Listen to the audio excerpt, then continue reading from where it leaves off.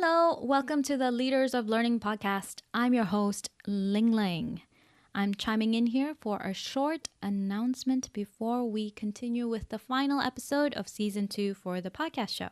As you may know, the podcast show is a passion project where it is entirely self-funded, and I've put in a lot of time and effort to curate excellent speakers who are at the top of their game and to be able to provide you with some insight and inspiration in your professional and organizational development. I am excited and thrilled, extremely speechless in making this announcement. So here it goes. The Leaders of Learning podcast has surpassed 170,000 unique downloads in 106 countries around the world. And this is just a little bit over 1 year since its launch. Even in saying that, I'm completely speechless. And I'm ever so grateful and humbled by you, my dear listeners. The podcast wouldn't be here today if it wasn't for your support. So I thank you from the bottom of my heart for listening in, downloading, rating, reviewing, reaching out to me about the podcast show. It means so much to me that it has given you inspiration, insight, and hopefully motivation to take action in your professional and organizational development. Please continue to reach out to me either by feedback or review, or just drop me an email about the podcast show on how I can make this show better for you. So you can get in touch with me by email, which is ling@culturespark.co. That is ling@culturespark.co. Thank you again, dear listeners. Now let's get on with the final episode of season 2 for the Leaders of Learning podcast. On with the show. But, I've met people who are just like, I don't want to do that. And I'm like, then don't. Do what you want to do. Be who you want to be. No one should be forced to do anything that they're not willing to do. Let's just put love out in the world. Let's put kindness out in the world. Why not? Hello, you're listening to the Leaders of Learning podcast, the podcast that explores learning in the 21st century with educators, leaders, and entrepreneurs from around the world. I'm your host, Ling Ling. I'm also the founder and director of Spark Learning Solutions. We help to build thriving organizational cultures and create effective intercultural collaboration through education, coaching, and consulting.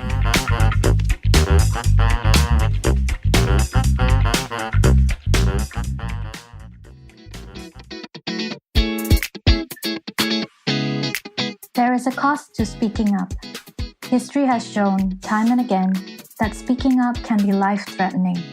Iconic heroes such as Gandhi, Mandela, Frida Kahlo, Malala, and many others shouted and fought for equality, freedom, justice, truth, and suffered for their cause. Speaking up requires courage, conviction, and emotional strength to give a voice to causes that matter. We keep silent because the dominant culture may punish in order to remain in power. Punishment can mean a loss of job, ostracism, humiliation, imprisonment, torture, and possibly death. We may or may not face such extreme situations in our daily lives. But if used well, a small voice can bring about big changes in the world. How can we use our voice to speak up about issues that matter to us? What are the consequences of staying silent? Discussing this topic today is Andrea Edwards. Andrea is a globally award-winning B2B communications professional, a content marketing strategy pioneer, blogger, writer, trainer, and coach for businesses and professionals around the world. She is also known as the digital conversationalist.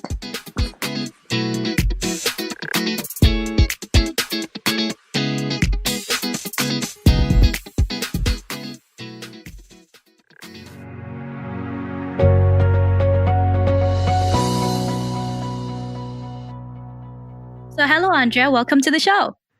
Hello, Ling Ling. I'm very happy to be here. Thank you so much for making the time with us. As I was reading out your biography, it seems like you're doing so much. Can you tell us about what is it that you do? Well, my whole sort of career, well, first of all, I started off as a musician in the Australian Army a long time ago. And then It's when I sort of first heard about and became aware of the world of public relations, and then that became my path, first in the Defence Forces and then on the aerospace industry, and then I got on a plane, landed in London, and ended up in the technology industry doing public relations. And I've always loved it, and I've continued to travel, lived in Boston, New York, headed back to Australia, and that was when I started moving into what was called marketing services, but really was the early sort of foundation of what today is content marketing. And the talent, the core ability that I have, I suppose, that I love professionally is the ability to communicate and get your message across effectively. So, I've been one of the drivers in Asia Pacific for content marketing, but at the same time, blogging myself, so professionally and as well as personally, just sharing my ideas, sharing my views, all with the intention of hopefully I'm entertaining people or making people think, or I'm helping people improve their lives in some way, be better parents, because I talk about that in some of my content. So it's a big mishmash, but the reality is it all comes from this place of I love to share knowledge, not just my own, other people's. I love to give people other perspectives on things because, I think people are a bit siloed in their opinions, and if we can look at any opinion from multiple perspectives, I think we can really move the world forward in a positive way. So it also sounds like you've been in content marketing for a very long time with a wide range of interests that you have. But what piques my interest the most is your title, digital conversationalist. You call yourself a digital conversationalist. So how did you become one, and what does it mean? So I launched a business in 2006 where I was helping companies tell their story. So it wasn't technically content marketing. It was more, how a business positions themselves. And then towards the end of the last decade, it evolved into content marketing. And as I was working, first of all, trying to get companies to pay attention to that, and I had a failed business at that point because I was too early. Companies weren't even ready to sort of think about what I was proposing. And I didn't succeed in finding that champion for my idea, which would have helped us get moving a lot faster in the region, but that's okay. Then I went to Microsoft, and I didn't want to take the job at Microsoft, but I realised I needed to go inside a large global organisation and really understand why they weren't seeing what I was seeing, and also to get the confidence in my ideas, right?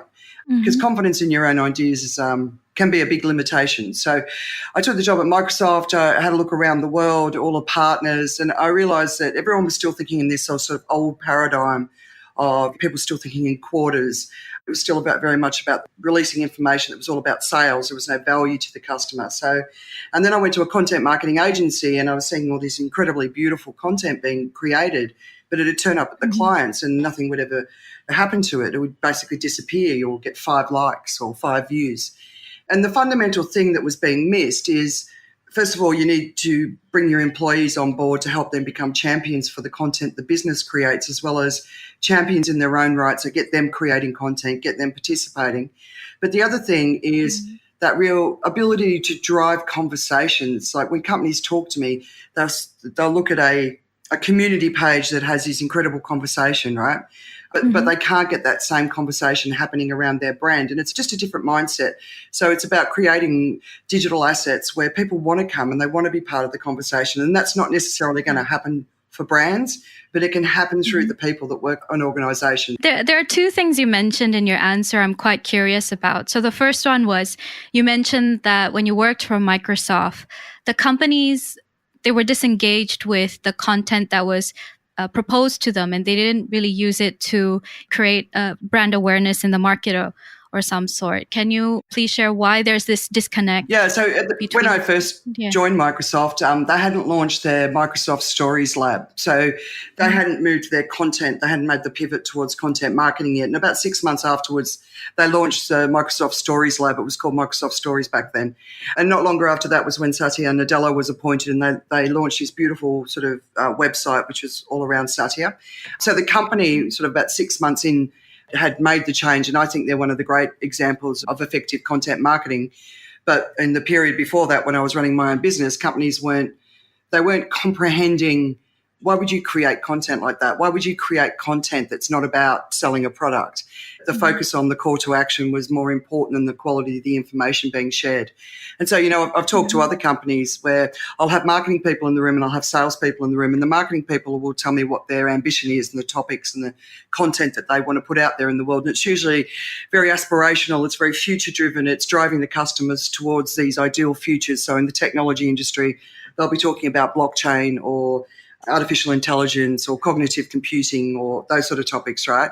And then I'll ask the salespeople, what's your customer concerned about today? And they'll say, well, the customer's still trying to work out how to get onto the cloud, right? So it's about creating a balance between pushing customers to aspire for the opportunities of the future, but helping the customer where they are today overcome the challenges that they're facing right now. So it's a combination of getting the information right, but it's moving from the mindset of constantly pushing out and selling to sharing information that's going to help the customer be more successful, achieve more. It's going to drive them to want to work with your business because you understand the problem that they're facing and you can help them solve that.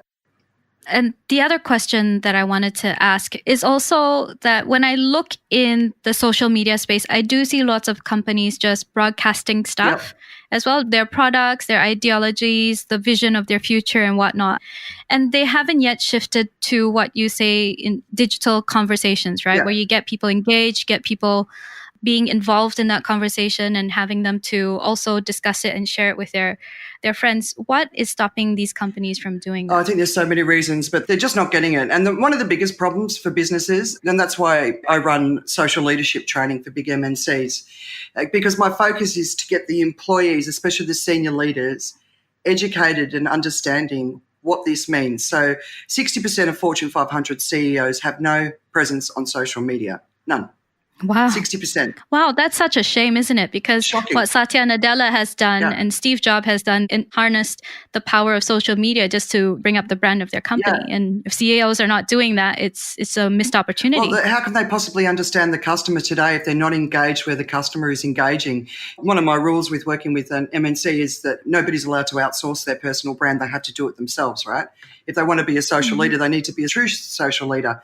If they outsource it, they're still not engaged. Even if they have a presence, they're not engaged. You can't understand the future customer and the current customer if you don't understand where they are, you don't understand what they're doing, how they're interacting, what they care about, what they're talking about. So the brands need to really sort of step up, and all those ones that are still pushing out the broadcast message, they're just not understanding it. How can you possibly understand the customer if you're not there? How can you understand the platform if you're not participating in it? So when you have CEOs and leaders busy with their business, they would have to carve out the time to do social media engagement to create online conversations. Wouldn't that take them away from what the business needs them to do? Right. So that's a question, time that it takes comes up all the time. And one of my answers is always, okay, so how many times do you have the same conversation with different customers? Every single time. The C-level execs say, yeah, I'm having the same conversation over and over and over again. So you hear a question once, you hear it twice, you hear it 3 times from different customers. That's a topic that should be answered in your social profile. So by answering it, you don't have to keep having the same conversation. You can take your customer forward to the next stage of the conversation. So it actually, if you do it well, and if you do it from the perspective of answering customer need, whoever your customer is to you, because it can be an internal customer or an external customer, because not everybody's in a sales role or business development role, right? But it's an opportunity to actually save you time. And, the whole time thing, I mean, I find a lot of people are still doing things today that are actually already redundant, but because the business knows how to do it, it knows how to measure it, they continue to do it because they don't know how to adapt the business to get ready for the future. So a lot of the feedback that I get is salespeople, marketing people, HR people that I get active as social leaders. If their boss isn't bought into the idea of it, they don't value giving their employees the time to go out there and embrace it. So getting the top people bought into it is really important. But everybody has a voice today. Everybody has a presence today. And maximising on your entire employer, whether you've got 10 employees, 1 employee or 200,000 employees, getting them out there on social, acting with authenticity, with integrity, with honour is a very, very powerful tool for business today. So it's just about reprioritising and stopping doing something that doesn't serve your business anymore. So it's a big change. Yeah, it definitely sounds like a big change. I know we've talked about in lengths of senior leaders, CEOs, being more engaged online in social media and speaking up.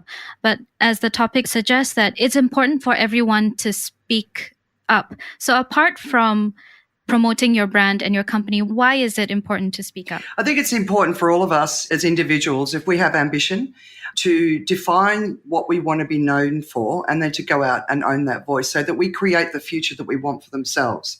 So I always say, if I'm standing next to somebody who's got no following on LinkedIn, Twitter, or anywhere else that they're present, and they're standing next to me and I've got 50,000 followers who, and a large audience that respects what I have to say, the company's going to offer me the job over the person with no voice. So you've got to take care of yourself, and you take care of yourself by standing for something and by going out there and by owning that message. And it doesn't have to be a professional message. I've worked with a lot of people. One of the ladies I work with, I've been doing a lot of work with IBM over the last couple of years, and it's been really amazing to be part of that. And one of the ladies in IBM in Malaysia is one of Malaysia's top foodie bloggers. And what benefit would IBM get from having a foodie blogger on their books? And the reality is she makes IBM cool. People want to work for the company. People really like the fact that she works for a company that gives her the space to go and be this whole person at work. If you want to build a career, if you want to have a successful future, having a presence, and it doesn't have to be a massive presence. You don't have to be one of the top influencers with 200,000 followers. It's not about that. It's about being known for something, having credibility for something, and it's about being seen as a person of integrity. It's about being seen as somebody who delivers value to the audience that they want to reach. And that is what we should all be thinking about being in the business of today, defining who we are and going out there and owning that voice. There seem to be many more reasons why we shouldn't speak up, because one, we have to be aware of the kind of person we are, help define our own identity, because some people just go through life without thinking about what is important for them. And there are all these challenges out there that, if the example that you gave about climate change, if you speak up about it, you talk about how our lifestyle is destroying the earth, and you have a lot of skeptics and haters and critics that come and criticize you and give you hate messages, that is a huge challenge. So other than the few examples that I've given, what usually stops people from speaking up? Being willing to put yourself on the line is, not everyone's capable of it. But I've worked with thousands of professionals as well as friends in my community. Anyone who wants my help, I always offer it. And people, I reckon 10% of the population aren't interested in doing anything. They just want to go to work. They want to go home. They want to be with their family. They want to hang out and go to the movies on the weekend. But I'd say, I recognize people like that. And that's fine. And, I think some people are born to have a rest in this life if you believe in past lives. And I think that's cool. Let's leave them alone as long as they're not doing any harm, right? I reckon there's probably about 20% that just really want to get into it. They want to champion a cause. They're passionate. Having a really powerful why as your driver for what you're doing is really important, because if you haven't got a powerful why, if you're just doing it to showcase yourself, it comes across as you showcasing yourself. But when I look at all of the different reasons that stop people, and there's loads of them, the number one thing is people's lack of self-confidence. They don't believe that they've got anything worth saying. They don't believe that anyone wants to hear them. Self-worth, is a big issue. A lot of people have a massive fear of looking foolish, so they don't want to do that. And many people just don't believe in their own value or that they can really make a difference. Another thing that's really come up a lot for me working with people in Asia in particular is culturally people see it as, if they do this, their family, their friends, their community will think that they're arrogant. And that's something that they don't want to be seen. They don't want to be seen to be arrogant. And I always say we have to remember where all this social media stuff came from. It came from the American culture, right, where everyone's sort of high fives and woo, and they, everyone's a little bit more excited over there, right? But the rest of the world's not quite like that. If you go into the mindset of being a social leader from a mindset of delivering service to your audience, it's very much a service mindset, that you're doing it to help other people. You're not doing it for yourself. You're not doing it. You benefit, obviously, yourself if you do it well, but that's not. It should never be about you. The outcome. The positive outcomes that are going to get you the career opportunities and the new jobs and all that sort of stuff, they're a positive outcome of you doing an excellent job. And you do an excellent job by being of service, by being very empathetic, by paying attention to being on the pulse of what's going on in the world or what's going on in your business or your industry. Yeah, I completely resonate with what you mentioned about Asian culture because when I was a young girl, I'd been educated in Vancouver. So my primary education was Canadian education, and they encouraged kids at that time to speak up. So practically every week we had to prepare a show and tell about any kind of topic that we were interested in. So that, of course, gave me the skill and the courage to go up and speak up about what I wanted or what my opinion was. But of course, moving back to Asia, my experience was very different. Coming back to Asia, even though I had an opinion about certain things, it is seen as fighting against the people in authority or challenging the teacher because I'm not supposed to speak up, the teacher is right. So there's all these environmental cues coming into an Asian culture that I'm not supposed to stand out. And speaking up means standing out, even though it's something that I agree to what they say, but it's because I am considered low in the hierarchy, I should remain silent. It was a struggle that I had to deal with growing up. And thankfully, in the professional world, speaking up is seen as a value because when you do speak up, people, or at least in the professional realm, there are different perspectives that get to be aired out. And when there are different perspectives, then we can find multiple ways of solving a problem or overcoming a challenge. And that's when speaking up became more helpful for me than when I was growing up in the education system. I first moved to Singapore in 2003 and I left in 2017. Yeah, it's 2019, right? So I spent a really long time there and long enough to see different generations coming through. And I have a lot of hope in Asia for the younger generation, people in their 20s and their 30s. They're a very, very, very different breed to the generations that came before them. They're much more vocal. They're much more willing to criticise. And while there's a sensitivity because you don't want to go too far, right? And you shouldn't want to go too far. If you want to create change, the best way to create change is to do it in a positive way. Words of love versus words of hate, right? So you can express all the anger you want, but people are just going to close the doors. So if you want to create change, you've got to do it in a really positive way. So the region is changing. And the other thing that I spend a lot of time on is we've got to break down the silos and the hierarchies. And I totally understand the hierarchies in Asia. Australians have no respect for silos and hierarchies.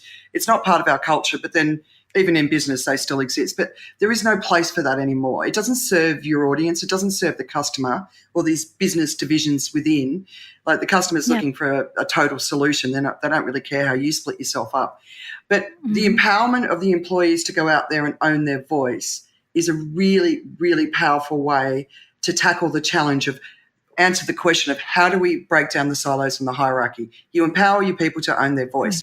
How do you empower people to own their voice? Because some leaders, they have the belief that, okay, my employees are my ambassadors of the company, so you can just hashtag any cool activity we have in our company. Is that enough, or do they need to do more than just say, oh, go ahead and hashtag my company name? Yeah, absolutely. I can't tell you how many times I've turned up into a training room to talk to employees and I ask them about what they're most skeptical about. And the smartest people in the room will always say to me, I will never go on social media and talk about this company because I will look like a sycophant. And I'm like, yes, you will look like a sycophant. And and you see it all over the world. People are just, all they do is talk about their company. Isn't my company great? Look at my company. We've released this product. Come to our event. And it's boring. It's boring. Yeah. But it doesn't give the person who's doing it any credibility at all. It makes them look foolish and it makes the brand look bad. So my message to them is always empower your people to define what they want to be known for, help them go out there and be leaders in their own right, social leaders. They can own their voice, any topic at all. And then off the back of that, they occasionally can share the company information, but they've got the credibility of an audience already that says, I don't mind you sharing company information because I can see that you work for this company and that's great. And I'm happy to read this information because I know that you wouldn't be sharing it unless you thought it was valuable to share because you've already earned my trust. You're a person of integrity that only shares value. So it's about helping the employees understand how to do that. And then the company benefit. One of the executives just at the beginning of the year, he published his fantastic blog about he works to spend time with his children. And the outpouring of support on that blog was incredible. But the people who write those sort of blogs, those really vulnerable blogs, because vulnerability is so powerful, customers want to meet them. when they ring them up and Mhm. they want to meet the person who wrote that blog, when they come into a new business meeting, one of the first topics of conversation that will be brought up by the customer or the prospect is the blog that they wrote and how powerful it was and how it touched them. So it opens so many different doors. One of the best bits of feedback that I'm seeing coming through on the current research is empowering people to be social leaders. Not only helps them to believe in the company that they work for, but it also helps them with their own self-confidence. And they feel more secure Right. in their future. They feel they're on track. They're getting job promotions, so the benefits are really massive. It sounds like speaking up, it's not just about talking about the company that you worked for, but it's being proud and being confident of the kind of person Yeah, you've become and sharing that with the rest of yeah, the world. And also showing your vulnerability, showing your authenticity, and just be brave and courageous to share what it is that matters to you as a human being on social media in the absolutely. digital world. Yeah, everyone's talking about the future of work, and I'm kind of thinking around this new line of like, what does the future of the human at work look like? People say, oh, you can bring your whole self to work. What does that really mean? You look at the top skills of the future, they're all soft skills, and it's things like emotional intelligence, creativity, critical thinking skills, people who can ask the right questions of data to get insights, and you need intelligence to be able to do that, and you need empathy. You need to be able to understand the world. You need to understand what motivates people. What happens when people choose not to be engaged online to share who they are? Because there is that 10% of people who just don't really care.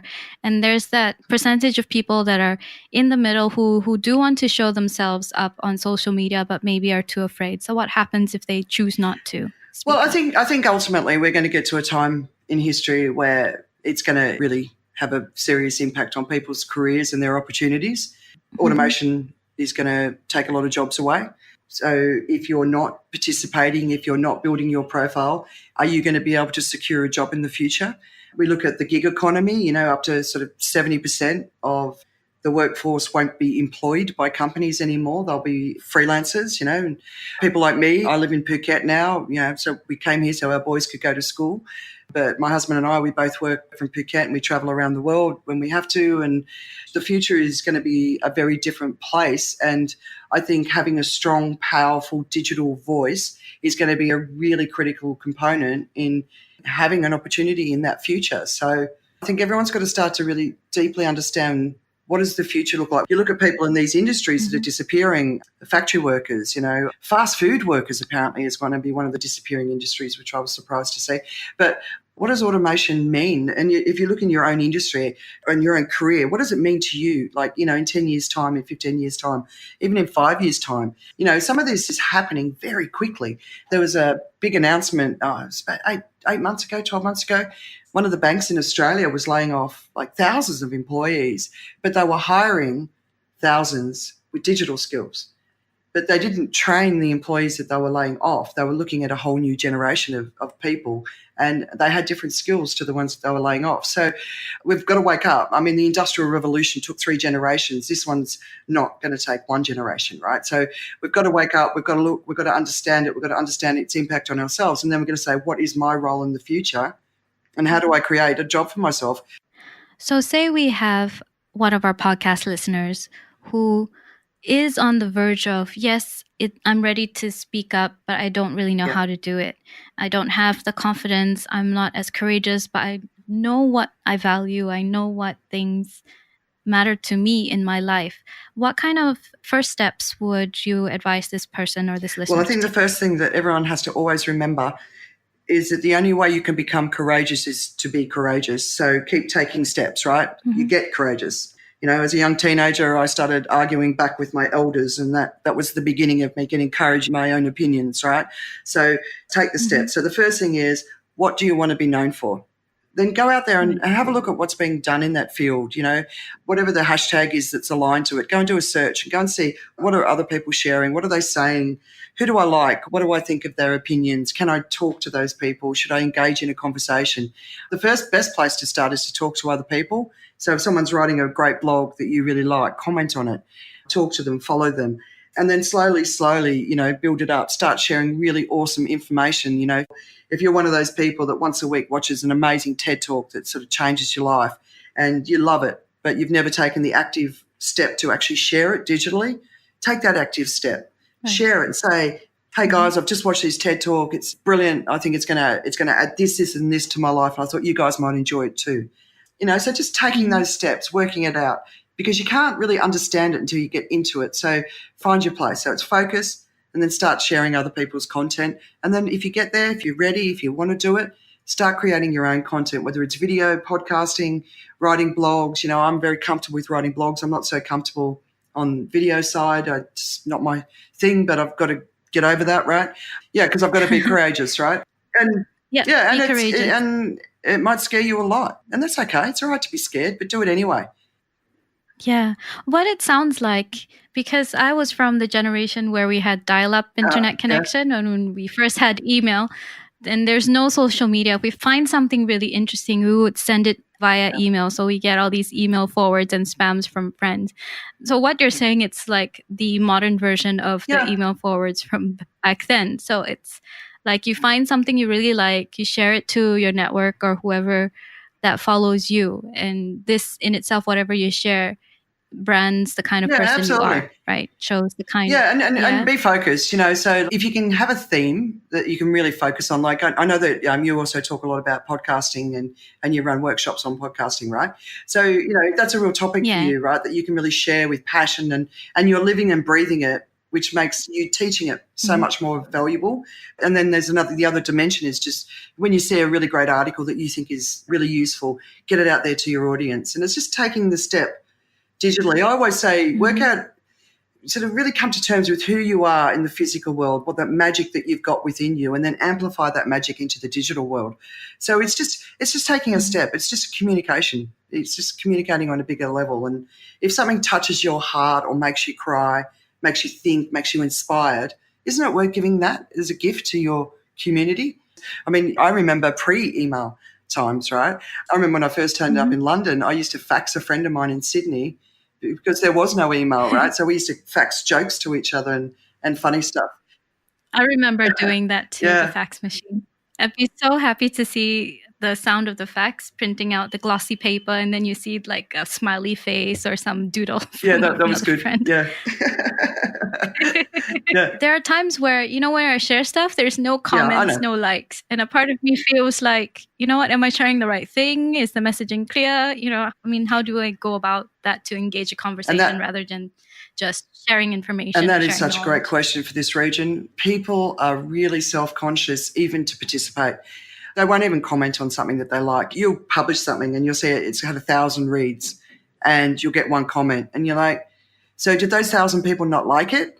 And then eventually you start doing it long enough and you'll run into people and they said, I read your blog and blah, blah, blah, I really liked it. And I'm like, well, if you liked it, why didn't you comment on it?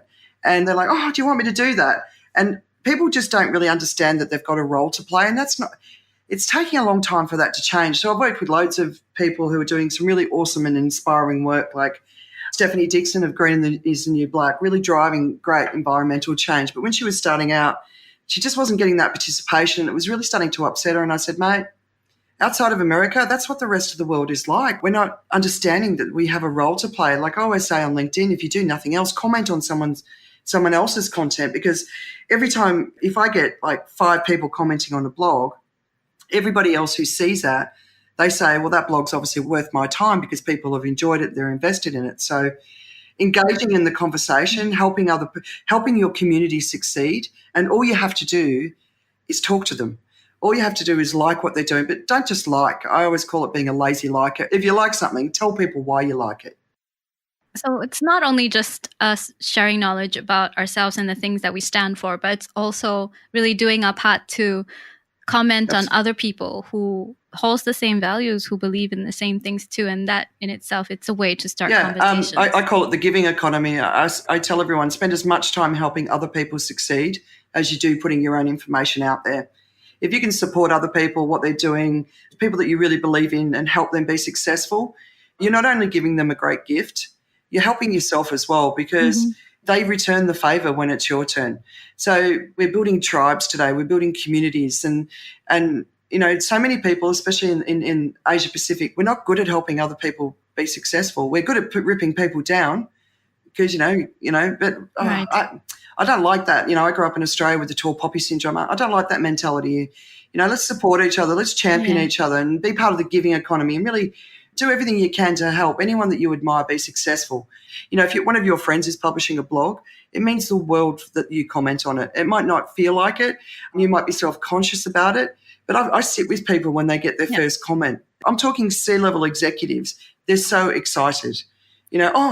People liked it. People Really? are talking to me about it. They're like children, right? They get weird. They really love it.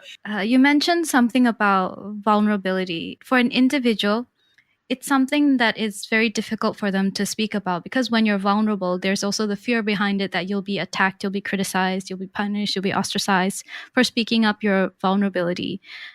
Is it always the case that we have to speak up about our vulnerabilities to get the same kind of power and impact, or when or we don't speak I think about everyone's it? Or when do we speak about most it? people have watched the Brown TED Talk on vulnerability, right? And we all know ourselves how we respond to a vulnerable message, whether it's from someone who's incredibly famous or somebody in our own community or that blog that I was talking about from that IBM executive earlier this year. But, I've met people who are just like, I don't want to do that. And I'm like, then don't. Do what you want to do. Be who you want to be. No one should be forced to do anything that they're not willing to do. And if they just want to sort of be quite sort of technical in their approach and they want to share technical knowledge and they want to help their customers in that way, then go for it, right? There's an audience for that. But if you want to build something quite different that's quite bonding, it's quite deep, the connection that you'll build with your audience. Like, sometimes I'll turn up at an event and somebody who I've met before has been reading my blogs, and the vulnerability of my blogs sort of has already created an emotional connection with this person before I've ever met them, right? And it's very powerful. I was defending a blog that was published around the Me Too era when that first sort of hit, and these people, anonymous of course, were attacking me, and I'm like, what is wrong with you people? Like, if you actually read what I said, there's no harm in what I'm saying, because my message is around Me Too that men and women all need to step up and we need to lift humanity to a higher level of consciousness, and we need to do it together, and it's not an us and a them. And I'm the greatest fan of men. There's very few men in my life that I would even remotely consider being in the toxic masculinity sort of era that we've been started off 2019 with, right? Men are awesome, but there's a small percentage of men that aren't, and there's a small percentage of women that aren't. But generally, I think we're all pretty good, and let's all come together and let's be better. Equality and diversity is good for everybody. It's good for business. It brings up GDPs of countries. Like, we have to play our part too. It's like the small things you've mentioned earlier about how we comment on other people's blogs or other people's sharing, because to show that we support them, we give them our attention. And likewise, they too can shine in the world as well. So it's where we put our attention to, where we give our support, where we give our comments. Right? Yeah. And you mentioned a few things, because it sounds like you're an advocate for so many things. Environmentalism, climate change, gender equality. Is there anything else that, as a society, we should be focused on now from your point of view, especially since you trawl social media all the time? You read through all different issues and the things that are going on in the world now. What issue you believe requires more people to speak up about now? I think the number one issue, I'm a very passionate person, as you can probably pick up, but equally my passion is for people. And all I ever hope is to see that everyone is the best version of themselves, right? And, that's what a higher level of human consciousness is. We don't operate from a place of anger. We operate from a place of love, right? Let's just put love out in the world. Let's put kindness out in the world. Why not? All the barriers and the divisions amongst people, it just doesn't make any sense to me. I hear anti-whatever religion, colour, rhetoric, and I'm like, everyone just wants to go home and feed their family and make sure the kids can go to school, and our needs are all the same wherever we are in the world. And, it's like we keep repeating history. And if there's one thing I would love to see that just gets out of this world, it's fear. And we've got so much fear in the world at the moment. We're living in the politics of fear. We've got the media of fear. Fear sells. It sells advertising, it sells clicks. And you look at any decision that you make yourself, if you make it from a place of fear, it's usually going to be the wrong decision, right? So that's probably my crusade. It's like when I hear people talking from a place of fear, And then, of course, the other side of fear is ignorance, right? And sometimes you'll talk to people and they're so firm in this idea that they've got, and you listen to them and then they're not factually correct, right? So one of the things that I read a lot is history and religion as a combination, right? So I read a lot about it. So when people talk to me about it and they argue a point of history with me that I'm fully aware of, and often they will argue a point of history that they learnt when they were 15 in high school, right? But it's 20, 30, 40 years since high school, and history always changes. If you actually keep up to date with history, it's always changing, you know, and it can be, we'll hear about a patriarchal society in Central America, and there'll be all this history and no females in power, and then they find a female mummy that completely disproves that. They have to go back and completely rewrite the history of that time. Definitely. There's just so much I've learned from you today, Andrea, from today's conversation. There's so much power in speaking up, in voicing out the things that matter to you. Yeah. Do you have any parting advice for our listeners? I think, look, I know it's hard and I know a lot of people really struggle with it and I really understand, but this is the opportunity of our time, right? The information cycle has been owned by the powers, the politicians, governments, the media, religious leaders, even the celebrities sort of more recently. They've owned it. It's been, information distribution has been very much top down. It's been very much controlled. And that's all changed. And this is the massive opportunity that's come with social media. So, yes, I know it's scary, but it's an opportunity to really embrace your voice, stand for something, stop looking for all these shortcuts. There is no shortcuts to success, right? So get stuck in, turn up, and if you have a powerful why for why you're doing things, you're going to turn up anyway because you're not doing it for clicks and likes and followers. You're doing it because you really want to drive a change. And when you want to drive a change, it can take longer, but it's more powerful when you get there. If you disagree with somebody, that's fine, but do it in a nice way or take it offline. Like I saw one of the ladies that I really admire. I love the work that she's doing. And two of the comments below were women commenting on her looks. One of them criticised her lipstick colour. And this is in public, right? I'm like, that is... and I dropped her a note and I said, mate, I'm so disgusted by that. She goes, don't worry, it happens all the time. I said, yeah, I know, trust me. Anyway, so that's not classy. And remember that when you're building a world-class social leadership presence, it's not about you. It's about serving an audience. So work out who that audience is, what is the change that you're trying to drive, and then be part of the global community that's going to be driving that together because none of us can do it alone, right? So find your community, build your community, support other people that you value, and just be a decent human being out there because that's basically all it requires. Yep, that's what we need in the world today. So if our listeners would like to get in touch with you, how can they do so? Well, I'll tell you a secret. I'm pretty easy to find on social media. So my professional handle is Andrea T. Edwards. So that's on LinkedIn, Twitter, Facebook. And then I've got more of my personal stuff going on, like on Instagram, another Facebook page. So, yeah, I'm pretty easy to find. You won't find me on Snapchat. I couldn't stand Snapchat. It didn't suit me. My 11 and 12-year-olds love it, but not me. Yep. Yeah, and I suppose the final thing is have fun. It's fun. It's brilliant. You know, this is where the world comes to laugh, cry, grieve, celebrate, you know, and I'm there because I love it. You know, there's a lot that's hard about it. Like it can be draining. There's a lot of negativity. It sort of wears me out. But the reality is I really do love it. Let's all come together and have a good time and make the world a better place and make sure we don't hit climate genocide and, you know, get ready for the future of work. You know, since I've spoken to you, I've been sharing with my friends that we only have like 10 to 12 years to live on this world if we don't do anything about climate change. So what you're saying about speaking up really helps. It matters. Me. It matters. It does. So it influenced me because I'm speaking up about that with my friends as well. And hopefully they will start speaking up about climate change to their friends. You know what? And we really need people in Asia to own this conversation because, you know, Kishore Mabani, who I was talking about before, I think is one of the most inspirational people in the world. And in 2013, I read a quote. At the time, there were 500 middle-class people living in Asia. So obviously with China and India as a population, it's a big population, right? And he said by 2020, there'll be 1.75 billion or something like that, right? So the biggest middle class is in this region. And when people got money, they want to shop, they want to buy, they want to consume, they want to fly, right? So what the consumer culture that was created by Western society can't continue with this growth that's happening, this amazing growth that's happening in Asia, right? So we actually need Asia to lead the way to a new world and a new way of consumption so that people can still feel that they're being rewarded for the fact that they can enjoy a better lifestyle, but they can't enjoy a better lifestyle based on the lifestyle that's been sort of on offer for the rest of the world for the last 50 years, because we can't cope with that. Environmentally, we can't cope with that, and it's a big part of the problem. So I hope that everyone in Asia really steps up to the climate challenge, because we need it. And I think the tipping point has definitely been hit. Of people are still sceptical, don't get me wrong, but I think the tipping point of past scepticism has now happened. So please, if you're in Asia and you really care about the environment, be a voice for it. We really need you to come out there and help us change what's going on. Definitely.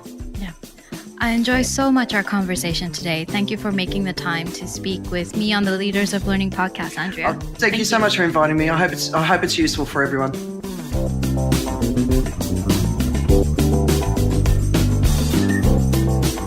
That was Andrea Edwards, a global award-winning B2B communications professional, blogger, writer, trainer, and coach for businesses and professionals around the world. Highlights of this episode and contact details of our guest is available on our website at www.culturespark.co/podcasts. That is www.culturespark.co/podcasts. If you enjoy listening to this podcast, take a moment to rate and review us on iTunes, Spotify, Castbox, Stitcher, Google Play Music, or wherever you download your podcast. If you believe the show will help a family or a friend, please share this episode with them via social media or your podcast app. This is the last episode of Season 2 of the Leaders of Learning podcast. I would like to take this moment to give a shout out to the team that made Season 2 possible. Season 2 would not have been a success if it wasn't for our sound engineer, Dave Vizaya. Thank you for making me and our guest sound fantastic.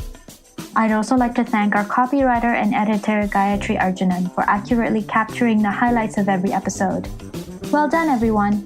We'll take a short break before returning for more episodes in Season 3. This is your host, Ling Ling.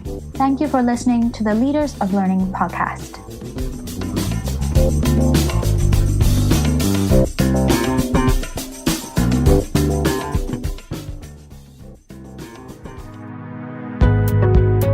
If you enjoy listening to this podcast, take a moment to rate and review us on iTunes, Spotify, Stitcher, Google Play Music, or wherever you download your podcast.